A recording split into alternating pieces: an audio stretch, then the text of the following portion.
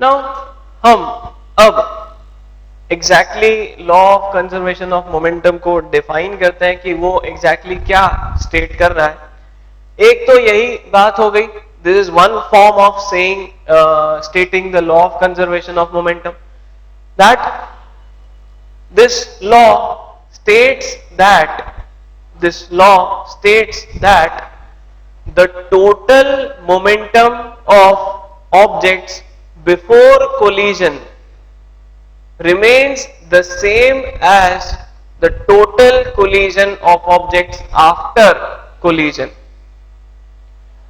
So in turn we are saying that the momentum is conserved. We are saying that the momentum remains conserved, the total momentum remains conserved. ठीक है, यहां पर total word important है, because ऐसा नहीं हो रहा है कि फर्स्ट का जितना बाद में है उतना ही फर्स्ट का पहले था, वो तो चेंज हो रहा है। पहले M1U1 था, फिर M1V1 हो गया।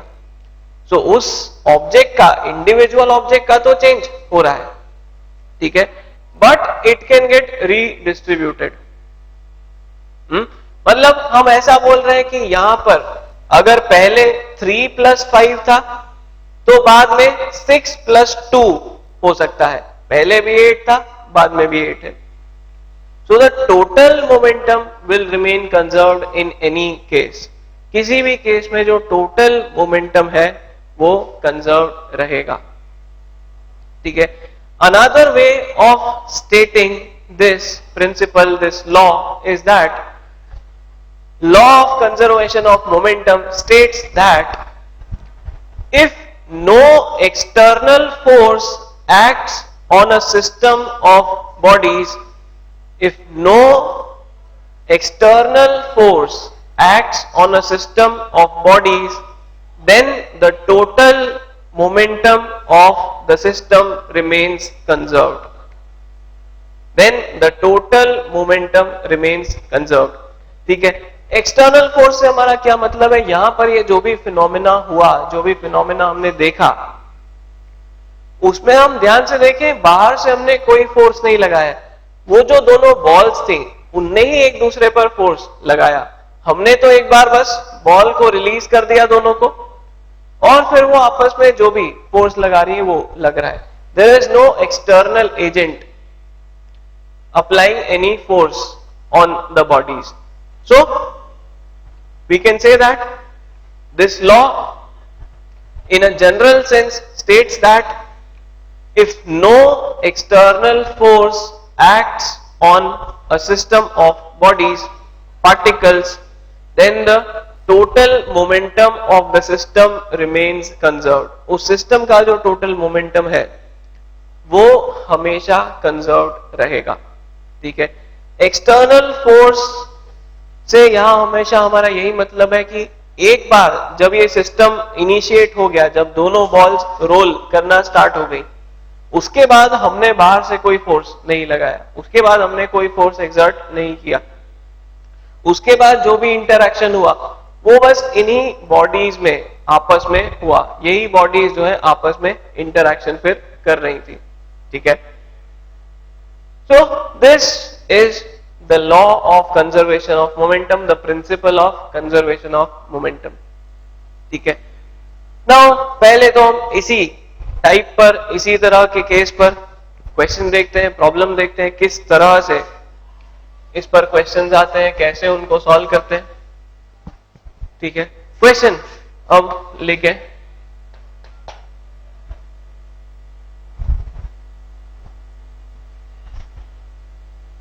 क्वेश्चन नोट डाउन करो। an object of mass 2 kg, an object of mass 2 kg moving with a velocity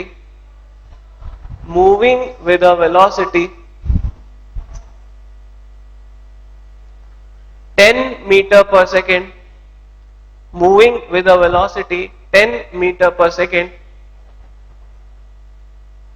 strikes another object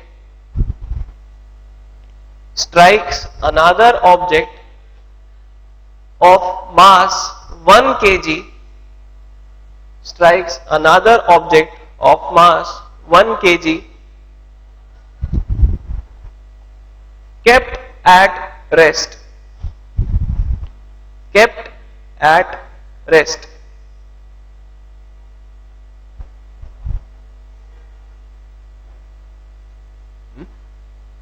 An object of mass 2 kg moving with velocity 10 meter per second strikes another object of mass 1 kg kept at rest. If after collision, if after collision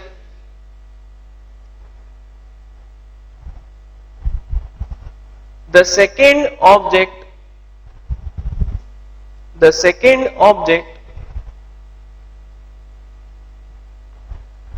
starts moving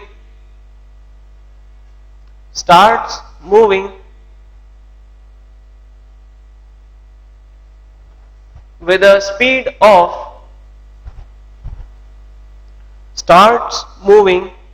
a speed of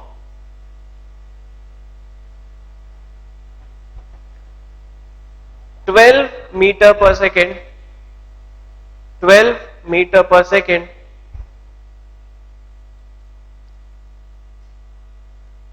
then what will be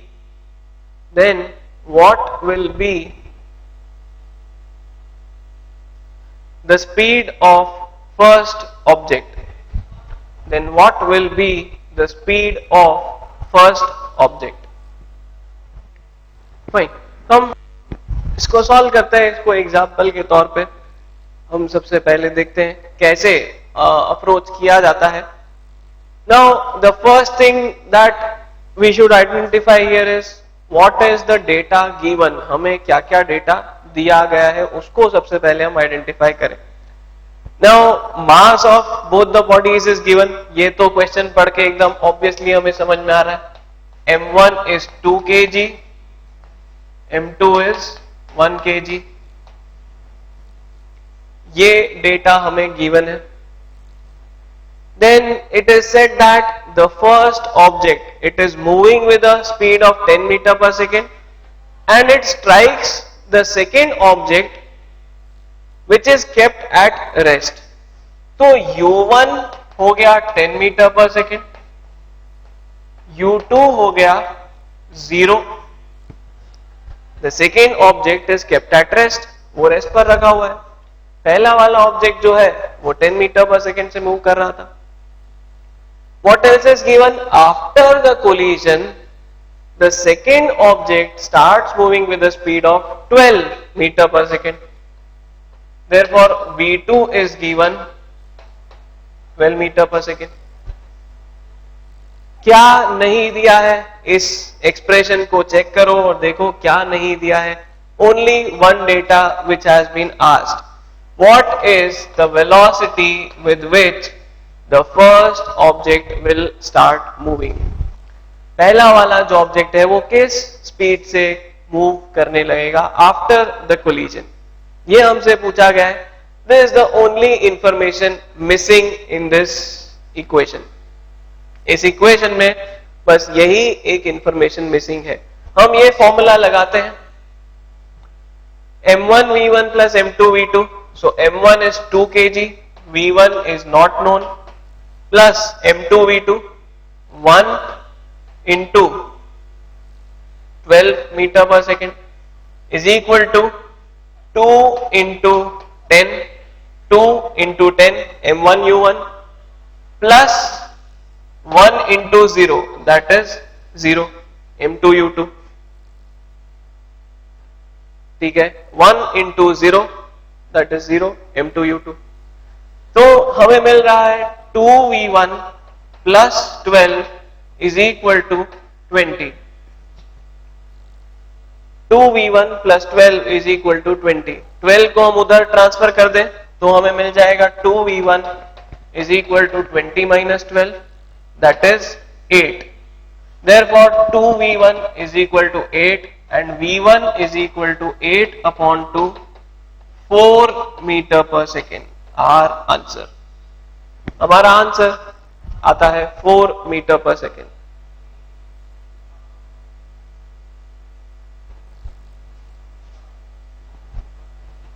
ठीक है, हमारा जो answer आएगा that will be 4 metre per second. ठीक है, so this is our solution, ये हमारा solution होगा। इसमें हम यहां पर सबसे पहली स्टेप जब लिखेंगे तो हम ये बोल सकते हैं इसके पहले that using the law of conservation of momentum, total momentum after collision is equal to total momentum before collision. उसके बाद हम ये इक्वेशन लिखें और फिर हम ये वैल्यूज उसमें पुट करते जाएं। ठीक है, हम सबसे पहले लिखेंगे the given data is m1 m2 u1 u2 and v2। हमें पूछा गया है we need to find v1 using the law of conservation of momentum we can write this. इसमें सारी वैल्यूज डालेंगे, सॉल्व करने पे हमें v1 मिल जाएगा 4 metre per second. v1 will be 4 metre per second. ठीक है, so these are the type of question, इस टाइप के क्वेश्चन पूछे जाते हैं law of conservation of momentum पे, जहां पर कोई एक डेटा हमेशा मिसिंग होगा, वो हमें कैलकुलेट करके बताना होगा।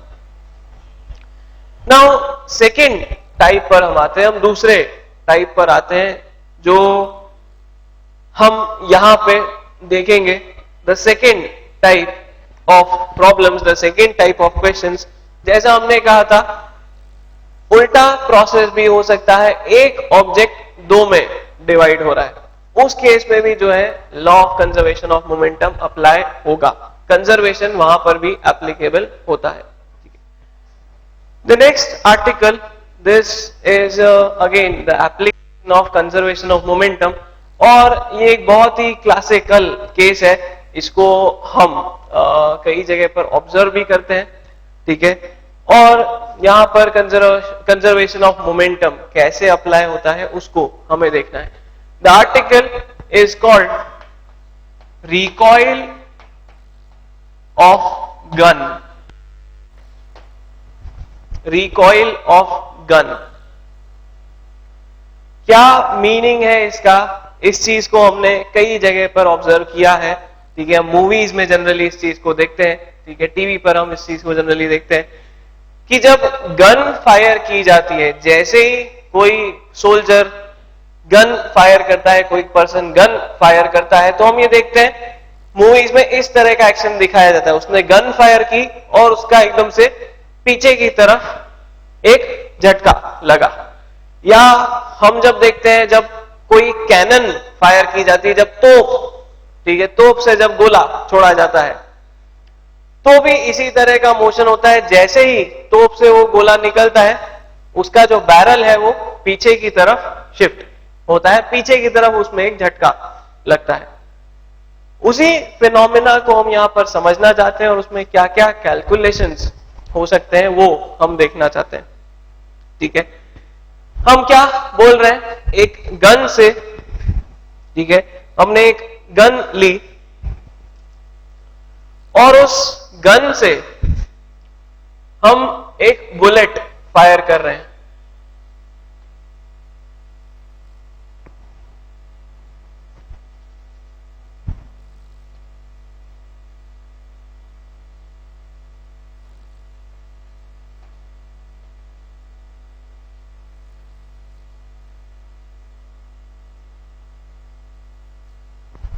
हमारे पास इस तरह से एक गन है और उस गन से हम एक बुलेट फायर करते हैं।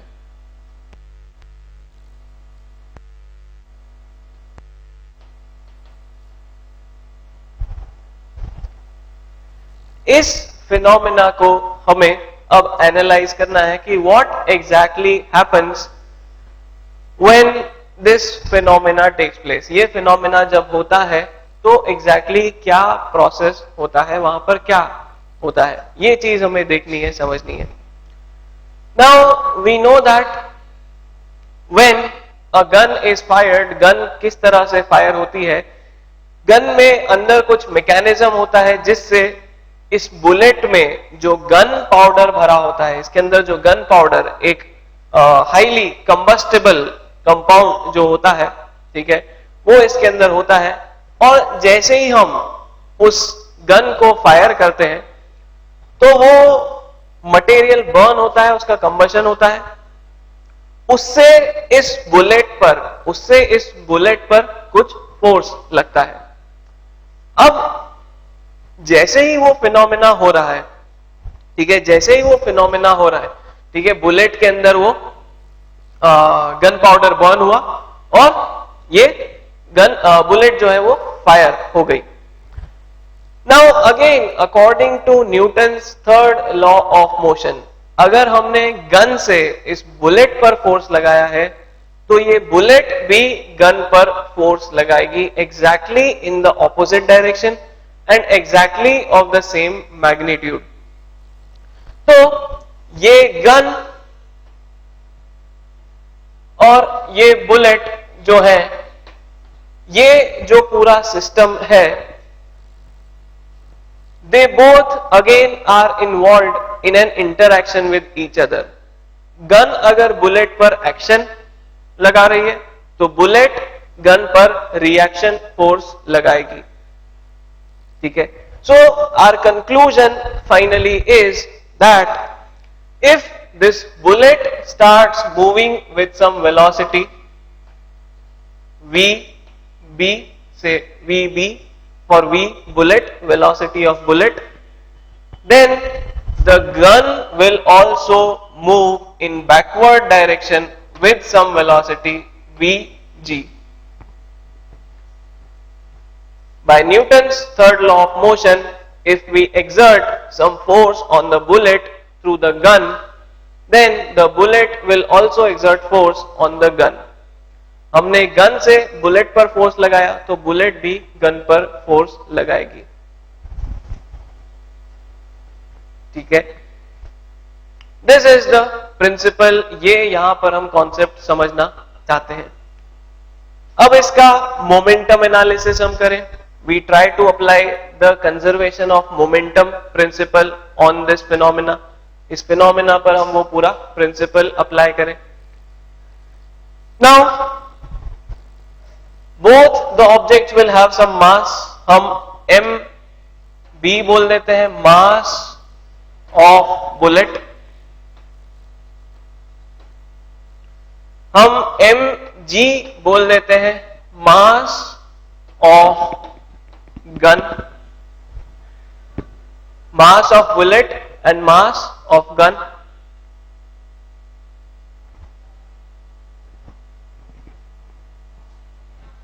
ठीक है।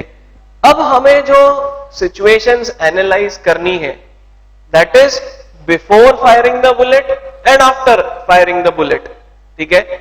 जो सिचुएशन हमें एनालाइज करनी है, जो हमारा कंजर्वेशन ऑफ मोमेंटम हमें अप्लाई करना है, that is before firing the bullet and after firing the bullet, ठीक है। जैसे ही वो गन पाउडर का एक्सप्लोजन होता है उसके ठीक पहले, उसके ठीक बाद।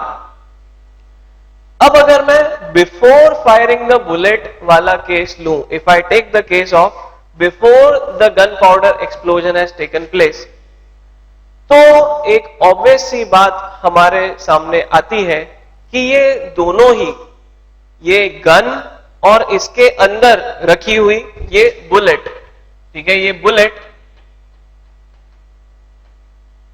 जो इसके अंदर रखी हुई थी,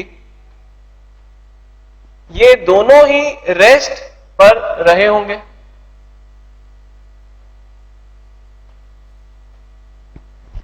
ये बुलेट और ये गन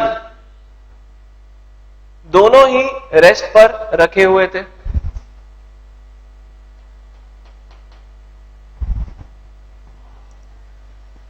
स्टेटमेंट मैं क्या कह रहा हूं, before firing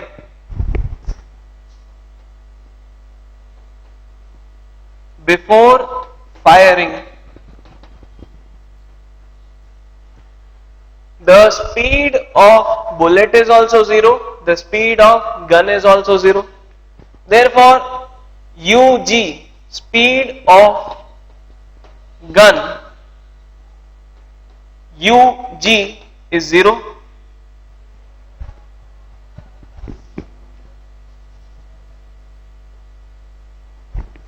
Speed of bullet, UB is also 0.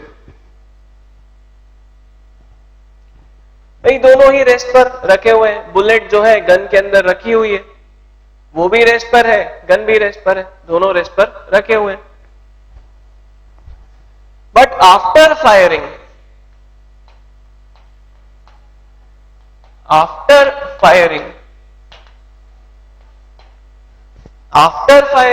Both will have some speed. ठीक है, हम यही फिनोमेना यहां पर बता रहे हैं.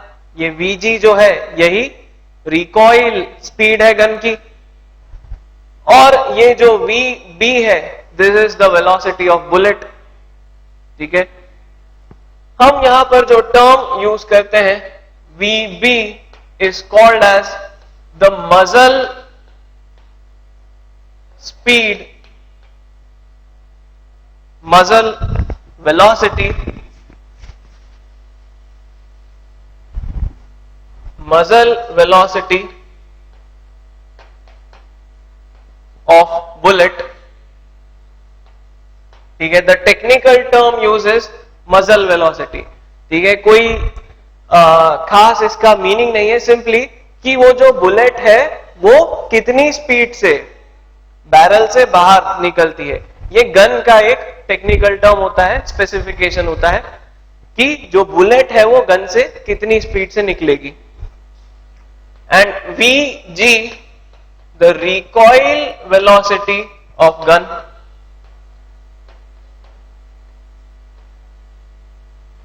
the recoil velocity of gun.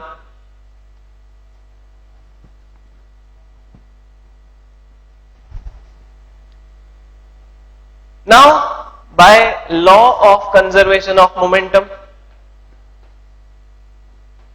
by law of conservation of momentum,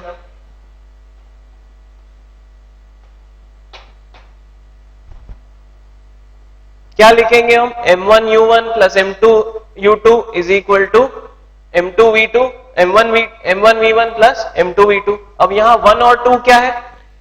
bullet और गन, बुलेट और गन, बुलेट और गन. हम लिखेंगे MB UB, और हम फाइनल पहले लिख रहे थे तो V ही पहले लिखे, MB VB plus MG VG is equal to MB UB plus MG UG. Initial momentum of bullet, initial momentum of gun, in final momentum of bullet, final momentum of gun. ठीक है, ये दोनों term zero हो जाएंगे. हमने क्या बताया? UB 0 है, UG भी 0 है, तो हमें मिलेगा MB VB plus MG VG is equal to 0. या हम इस टर्म को उधर ले जाके लिख सकते हैं mg vg is equal to minus mb vb, and we finally get the relation for recoil velocity of gun. Vg will be equal to minus of mb upon mg into VB.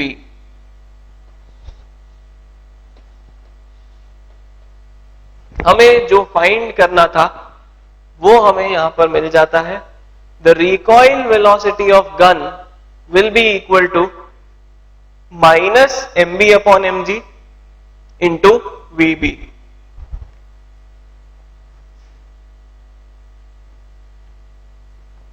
Minus sign यहां पर क्या represent कर रहा है? Minus sign is simply again representing the sign, the direction, कि bullet अगर आगे जा रही है तो गन पीछे जाएगी. The negative sign simply signifies, implies that if the bullet is going forward, the gun will recoil in the backward direction. Gun जो है वो पीछे की तरफ रिकॉइल होगी, जो हम बताना चाह रहे थे. ठीक है, जैसे ही बुलेट फायर करेंगे तो गन पीछे की तरफ रिकॉइल होगी. ठीक है, this recoil velocity is sometimes very high. कभी कभी ये रिकॉइल वेलोसिटी काफी ज्यादा होती है, बिकॉज ये मास ऑफ बुलेट भले ही काफी कम हो, ये हो सकता है 20 ग्राम 50 ग्राम ही हो, but this velocity of bullet is always very high. ये बहुत ज्यादा होती है, काफी ज्यादा होती है. ठीक है, this velocity of bullet is always very high. तो इसीलिए ये जो रिकॉइल वेलोसिटी है, दिस इज सिग्निफिकेंट. इसीलिए कभी भी देखोगे जो राइफल शूट करते हैं, वो हमेशा राइफल का जो पीछे वाला हिस्सा है उसको यहां अपने शोल्डर से सपोर्ट देते हैं. ठीक है ना, कभी कोई वीडियो देखना जिसमें कोई मिलिट्री पर्सन गन चला रहे हो, राइफल चला रहे हो, they will always support the back side of the gun from there shoulder. अपने शोल्डर से पीछे वाले हिस्से को सपोर्ट देते हैं, वरना उनका एम जो है वो हिल जाएगा. ठीक है, वो जैसे ही बंदूक चलाएंगे उनका एम हिल जाएगा, उनका एम जो है वो इधर उधर मूव कर जाएगा. ठीक है, so this is how we can calculate the recoil velocity of gun. हम गन की रिकॉइल वेलोसिटी इस तरह से कैलकुलेट कर सकते हैं. ठीक है, सो ये हमारा एक फाइनल आर्टिकल जो बचा था वो यहां पर हो जाता है. Now you should start attempting and solving the questions in your book. Book के क्वेश्चंस अब सॉल्व करना स्टार्ट कर देना चाहिए. जो एनसीईआरटी में न्यूमेरिकल्स दिए हैं वो सॉल्व कर सकते हो, या जो भी रेफरेंस बुक रेफर करते हो उससे न्यूमेरिकल सॉल्व कर सकते हो. The theory portion of our chapter is complete. Laws of motion की थ्योरी आज यहाँ पे हमारी कंप्लीट हो जाती है.